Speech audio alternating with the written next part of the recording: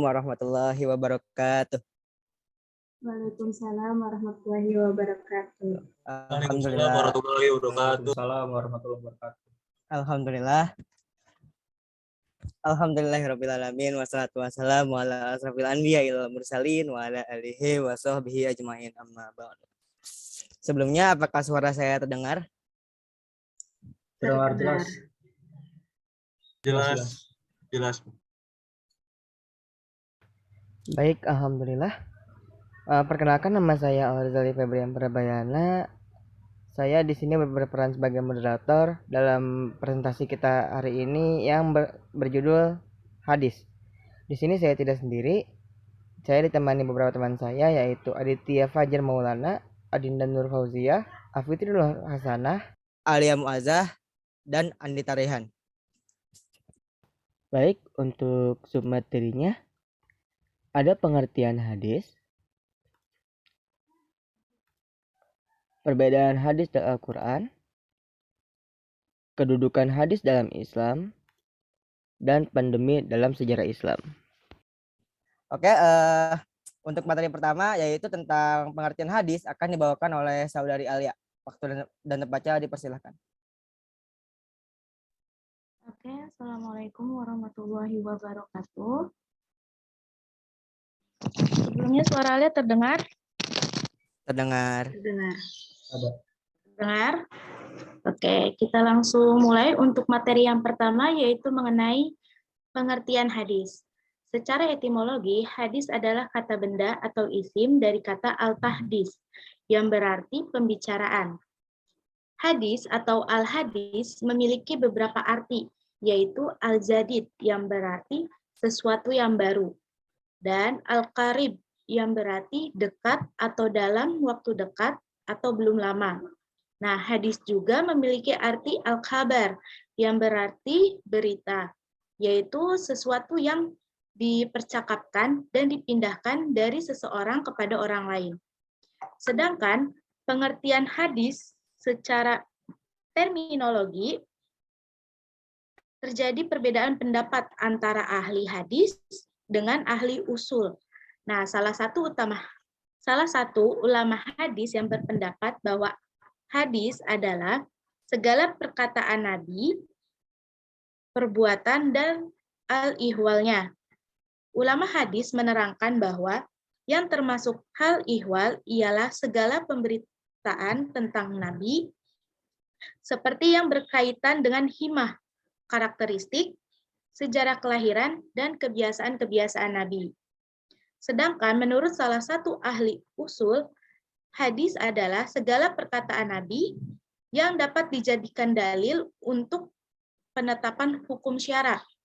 Nah, berdasarkan pendapat ahli hadis maupun ahli usul mengenai pengertian hadis, terdapat persamaan, yaitu memberikan definisi yang terbatas pada sesuatu yang disandarkan kepada Rasulullah tanpa menyinggung perilaku dan ucapan sahabat atau tabi'in. Perbedaan pendapat mereka terletak pada cakupan definisinya. Definisi dari ahli hadis mencakup segala sesuatu yang disandarkan atau bersumber dari Nabi, baik berupa perkataan, perbuatan, dan takrir atau ketetapan Nabi. Sedangkan cakupan definisi hadis, ahli usul hanya menyangkut aspek perkataan Nabi saja yang bisa dijadikan dalil untuk penetapan hukum syara. Dari sini dapat kita tarik benang merahnya bahwa hadis menurut istilah adalah segala sesuatu yang bersumber dari Nabi, baik berupa perbuatan, perkataan, takrir, maupun sifatnya. Selanjutnya yaitu ada macam-macam hadis. Bisa digeser? Berdasarkan pengertian hadis tadi, dapat kita pahami bahwa ada 3 macam-macam hadis, yaitu yang pertama ada hadis qauliyah. Hadis qauliyah yaitu hadis yang berupa perkataan atau ucapan yang telah disampaikan oleh Nabi Muhammad yang berisi berbagai tuntunan dan petunjuk syara juga berisikan peristiwa atau kisah-kisah baik yang berkaitan dengan akidah, syariah maupun akhlak. Adapun contoh dari hadis qauliyah yaitu inamal a'malu binniyati. Segala amalan itu mengikuti niat atau orang yang meniatkan. Hadis riwayat Al-Bukhari dan Muslim. Nah, munculnya hadis ini dilatar belakangi oleh peristiwa hijrah Nabi Muhammad SAW dari Mekah ke Madinah. Nah, di mana dalam peristiwa ini ada seorang lelaki yang ikut hijrah bersama Nabi. Namun niatnya bukan karena Allah, melainkan karena seorang perempuan. Nah, Rasulullah SAW sudah mengetahui bahwa ada seorang sahabat yang melakukan hijrah untuk menikahi seorang perempuan yang bernama Muhajir Ummu Qais, maaf. Maka Nabi SAW mengingatkan semua sahabatnya dengan berkhutbah menggunakan hadis ini dan mengingatkan akan pentingnya niat dalam mengerjakan sesuatu, termasuk berhijrah. Nah, maka dari itu dengan niat artinya kita didorong untuk ikhlas, dikerjakannya karena Allah gitu, karena Allah dan diniatkannya untuk mencari ridho Allah. Kemudian yang kedua ada hadis fi'liyah. Hadis fi'liyah yaitu berupa seluruh perbuatan yang dilakukan oleh Rasulullah yang dapat dijadikan contoh atau teladan untuk menetapkan hukum syara atau pelaksanaan suatu ibadah. Misalnya tata cara pelaksanaan sholat dan haji serta sebagainya. Contoh dari hadis fi'liyah yaitu hadis Nabi untuk meneladani Nabi dalam urusan sholat. Nabi bersabda, "Sholu kamaro aitumuni usolli." Bersalatlah kamu sebagaimana kamu melihat aku bersalat. Hadis riwayat Al-Bukhari dari Muslim dari Malik ibnu Huwairits. Hadis ini menjelaskan tentang bagaimana tata cara pelaksanaan sholat. Nah, kaum muslimin diharuskan mempelajari tata cara sholat yang benar sesuai dengan tata cara pelaksanaan salat Nabi yang sudah diperlihatkan oleh beliau. Kemudian yang ketiga yaitu ada hadis takriri. Hadis takririyah adalah hadis yang memuat tentang perbuatan para sahabat yang telah diikrarkan oleh Rasulullah SAW. Nah, menurut Abu Ubaidah dalam buku Tafsir Al-Asas, ikrar tersebut dapat berupa sikap diamnya Rasulullah SAW. Nah, adapun contoh hadis takriri yaitu mengenai hukum memakan daging dab. Diriwayatkan oleh Al-Bukhari dan Imam Muslim bahwa sahabat Khalid bin Walid memakan dab atau sejenis biawak yang kemudian dihidangkan kepada Nabi. Akan tetapi Nabi enggan untuk memakannya. Lalu sebagian sahabat Khalid bertanya, apakah kita diharamkan memakan dab, wahai Rasulullah? Maka Nabi menjawab, la, walakinahu laisa fi ardi qaumi. Kulu fa innahu halalu. Tidak, hanya saja binatang ini tidak ada di negeriku. Oleh karena itu, aku tidak suka memakannya. Makanlah, sesungguhnya dia halal. Hadis riwayat Al-Bukhari dan Muslim. Mungkin cukup sekian yang dapat saya sampaikan. Kurang lebihnya mohon maaf. Saya kembalikan kepada moderator. Baik, terima kasih Saudari Alia Muazzah yang sudah menjelaskan materi tentang pembahasan hadis. Untuk materi selanjutnya yaitu perbedaan Al-Quran dan hadis yang akan disampaikan oleh Saudari Andita. Silakan waktu dan tempatnya. Dipersilakan. Oke, terima kasih kepada moderator yang sudah mempersilakan saya untuk menjelaskan materi tentang perbedaan hadis dan Al-Quran. Slide-nya boleh di next, Teh. Untuk perbedaan hadis dan Al-Quran itu ada banyak sebenarnya, tetapi di sini saya akan memberikan 3 perbedaan saja. Perbedaan yang pertama yaitu tentang kalau hadis kepastian isinya itu tidaklah mutlak karena perawi pada tiap tingkatan sanadnya itu tidak bisa dipastikan. Maka dari itu hadis banyak sifatnya, diantaranya ada yang sahih, hasan, dan doif. Kalau Al-Quran itu kepastian seluruh dari isi Al-Quran bersifat mutlak karena dinukil secara mutawatir. Untuk perbedaan yang kedua, dalam periwayatannya hadis dapat disampaikan dengan maknanya saja, tetapi kalau Al-Quran tidak bisa disampaikan hanya dengan maknanya saja, karena kalau misalkan Al-Quran hanya disampaikan maknanya saja, itu akan menimbulkan sesuatu perbedaan. Untuk perbedaan yang ketiga, yaitu hadis memiliki bahasa dan makna yang berasal dari Rasulullah, sementara Al-Quran memiliki bahasa dan makna yang berasal dari Allah Subhanahu wa Ta'ala. Mungkin sekian yang bisa saya sampaikan. Saya kembalikan kepada moderator. Baik, terima kasih saudari Anda yang sudah menjelaskan tentang perbedaan Al-Quran dan hadis. Selanjutnya yaitu kedudukan hadis dalam Islam yang akan disampaikan oleh saudara Adit. Silakan Adit.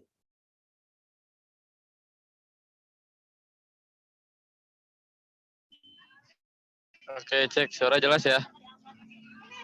Sebelumnya Jelas, saya jelas. mohon maaf karena suaranya agak berisik. Oke, dilanjut ya pembahasan selanjutnya, yakni kedudukan hadis dalam Islam. Bahwa kita harus percaya bersama-sama bahwa hadis ini menjadi salah satu sumber ajaran dalam Islam, yakni kita meyakini bahwa ajaran Islam itu ada 5. Pertama ada Quran, kedua ada hadis, ketiga ada ijma, ada qiyas. Nah, artinya bahwa dalam sini hadis ini sebagai penjelas dari Al-Quran, di mana Al-Quran ini bersifat secara menyeluruh dan kemudian sesuatu yang tidak terbahas, bukan terbahas sebenarnya, terungkap oleh Al-Quran itu didetailkan, dibahas dalam Al-Quran. Maka ketika misalnya kita tidak menemukan dalam beberapa literatur seperti Quran ataupun lainnya, maka kita bisa mencarinya di hadis. Maka mungkin itu yang bisa saya sampaikan. Lebih dalam kita nanti di forum tanya jawab. Terima kasih. Saya sarankan kepada moderator. Oke, terima kasih saudara Adit yang sudah menjelaskan tentang kedudukan hadis dalam Islam. Untuk materi selanjutnya yang sekaligus materi terakhir yaitu pandemi dalam sejarah Islam yang akan disampaikan oleh saudari Alri. Silakan. Oke, langsung ke materi berikutnya atau materi yang terakhir yaitu pandemi dalam sejarah Islam. Sebelumnya mohon maaf ya, saya nggak on cam karena ini sinyalnya kurang bagus. Langsung saja ke materinya. Seperti yang kita ketahui ya, bahwa wabah virus corona ini sudah mendunia gitu ya, sudah termasuk ke dalam dunia global, termasuk juga dalam dunia Islam yang berakibat pada merevolusi tatanan kehidupan hingga struktur demografi manusia. Di mana menurut data statistik yang dikutip oleh laman organisasi konferensi Islam, untuk negara-negara mayoritas berpenduduk Islam tercatat hingga total kasus corona ini berjumlah 1.155.328 dengan angka kematian 26.827. Dengan adanya wabah virus corona ini, manusia diharapkan bisa mengambil pelajaran dari semua kebijakan Allah, baik berupa kenikmatan maupun musibah. Nah, musibah ini bisa berupa kekuatan, kelaparan, kemiskinan, kesakitan, kehilangan, dan yang lain sebagainya. seperti yang disampaikan dalam firman Allah, yaitu dalam surat Al-Baqarah ayat 155 yang artinya, dan sungguh akan kami berikan cobaan kepadamu dengan sedikit kekuatan, kelaparan, kekurangan harta, jiwa, dan buah-buahan, dan berikanlah berita gembira kepada orang-orang yang sabar. Seperti yang kita ketahui bahwa Allah itu yang maha pengasih dan maha penyayang kepada hambanya. Dia tidak akan berbuat zalim kepada mereka, kepada hambanya. Allah juga maha bijaksana atas keputusan yang dibuatnya, termasuk adanya wabah virus corona ini. Oleh karena itu, setiap musibah yang menimpa hambanya pasti akan mengandung hikmah. Di antaranya yaitu menjadi pelajaran bagi hambanya, meningkatkan derajat orang yang tertimpa musibah dan mengurangi dosa-dosa yang telah diperbuat oleh kita. Nah, sepanjang sejarah Islam ini ada beberapa wabah ya, di antaranya yaitu wabah tahun Amwas, yaitu pada tahun 18 Hijriah atau 693 Masehi. Yang kedua, tahun Zarif, yaitu pada tahun 69 Hijriah atau 688 Masehi. Yang ketiga, tahun Fatayat atau tahun Ashraf, yaitu tahun 87 Hijriah atau 705 Masehi. Berikutnya tahun Muslim bin Qutaibah tahun 1301 Hijriah atau 748 Masehi. Terus yang terakhir, wabah-wabah yang terjadi pada masa dinasti Abbasiyah, Mamalik, dan Ayyubiyah di wilayah Islam bagian timur dan barat. Nah, tahun Amwas ini terjadi pada tahun 18 Hijriah atau 693 Masehi pada masa kekhalifahan Umar bin Khattab. Dinamakan tahun Amwas ini karena dinisbatkan kepada desa kecil yang bernama Imawas yang terletak di antara kota Kudus dan Ramallah. Di desa itu wabah tahun ini muncul kemudian menyebar ke wilayah Syam. Wabah tahun ini terjadi setelah peperangan antara umat Muslim dan bangsa Romawi. Perang ini memakan banyak korban jiwa ya, tentunya ada banyak mayat yang bergelimpangan dan membusuk sehingga menyebabkan polusi udara di mana-mana.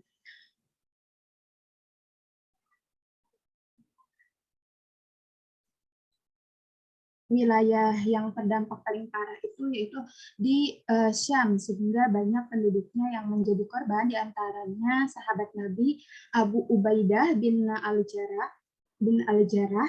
Mu'adz bin Jabal, Yazid bin Abu Sufyan, Al-Haris bin Hisham, Suhail bin Amr, Utbah bin Suhail, dan masih banyak lagi yang menjadi korban akibat wabah tahun Amwas ini. Selanjutnya yang kedua yaitu wabah tahun Jarib ya. Wabah tahun ini terjadi di Basrah tahun 69 Hijriah atau 688 Masehi, yaitu pada masa Khalifah Abdullah bin Al-Zubair yang dikenal dengan tahun Al-Jarib. Dinamakan demikian karena wabah ini ibarat air yang menyapu habis manusia. Tahun ini hanya berlangsung selama 3 hari aja. Berikutnya pada tahun 87 Hijriah atau 705 Masehi terjadi wabah tahun Fatayat di Irak dan di Syam. Dinamakan tahun Fatayah ini karena tahun ini menimpa para wanita dan gadis-gadis terlebih dahulu. Kemudian menimpa laki-laki. Tahun Fatayat ini disebut juga tahun Ashraf karena pada para petinggi kaum dan tokoh-tokoh yang dihormati banyak yang menjadi korban jiwa. Adapun tahun yang terjadi pada dinasti Umayyah, yaitu tahun Muslim bin Qutaibah pada tahun 1301 Hijriah atau 748 Masehi. Muslim bin Qutaibah ini merupakan orang yang pertama yang meninggal akibat wabah ini.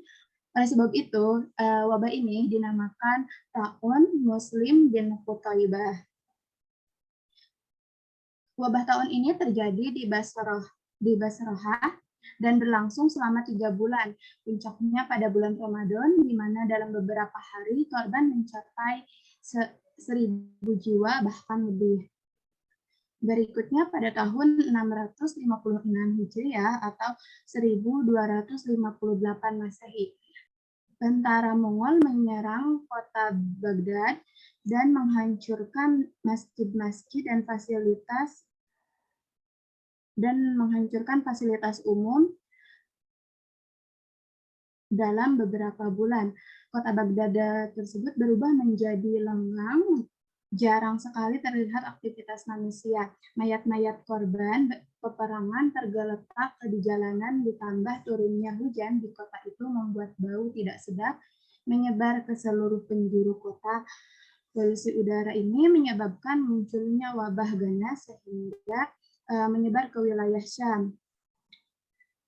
Lalu pada masa pemerintahan dinasti Mamalik negeri Syam dan sebagian besar wilayahnya terserang wabah taun al-Adzam yang berarti maha dahsyat ya.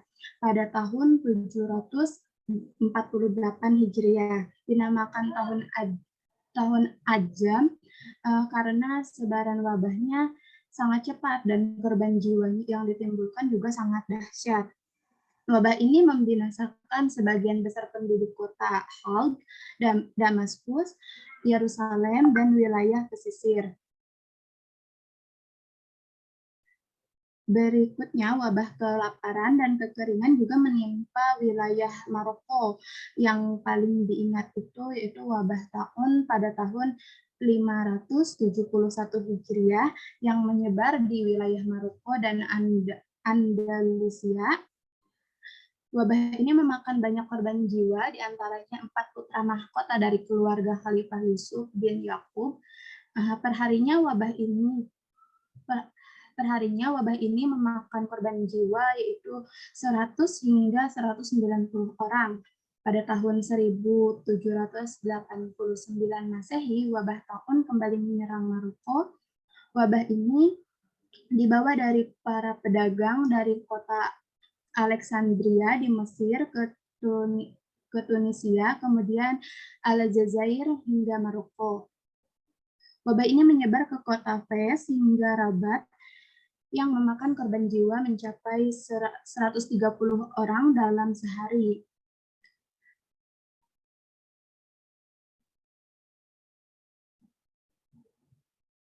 Adapun dampak positif dari wabah ini yaitu didirikannya rumah sakit oleh pemerintah di seluruh wilayah Syam sebagai tempat untuk mengobati pasien yang terkena wabah. Wabah ini memakan korban yang sangat banyak hingga mayat-mayat dibiarkan tergeletak begitu saja tersebut karena takut orang-orang tertular ya. Maka orang-orang kaya di sana memberikan bantuan dengan membuat pemakaman dan tempat pemandian jenazah untuk orang-orang yang kurang mampu. Sekian yang dapat saya sampaikan.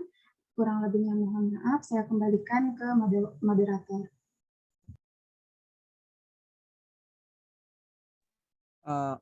Oke, baik. Terima kasih Saudari Alfitri yang sudah menjelaskan tentang pandemi dalam sejarah Islam. Dengan begitu, selesai sudah materi kita sore ini. Dan sebelum ditutup, mungkin teman-teman semua ada yang ingin ditanyakan.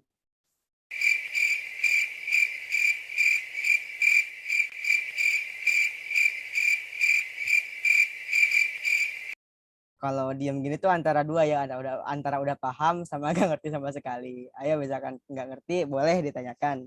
Tapi kalau udah ngerti ya alhamdulillah gitu. A few moments later. Baik, bagaimana? Ada yang ingin ditanyakan? 2,000 years later. Oke, baik, seperti tidak ada ya. Dengan begitu, terima kasih sudah menyempatkan waktunya untuk hadir dalam tugas kami atau materi sore ini. Sebelum ditutup, boleh on cam semuanya untuk difoto dokumentasi. Yang bisa on cam, silakan untuk on cam. Mulai ya, 1, 2, Iya. 3. Tunggu.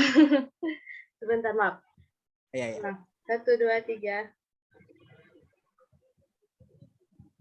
Oke, terima kasih semuanya. Oke, terima kasih Andita. Oke, dengan begitu selesai sudah materi kita sore ini. Mari bersama-sama kita mengucapkan hamdalah karena Allah sudah melancarkan kegiatan kita sore ini. Alhamdulillahirrahmanirrahim. Alhamdulillah. Oke, terima kasih semuanya. Mohon maaf sudah mengganggu waktunya. Billahi taufiq wal hidayah. Wassalamualaikum warahmatullahi wabarakatuh. Waalaikumsalam Waalaikumsalam. Warahmatullahi wabarakatuh.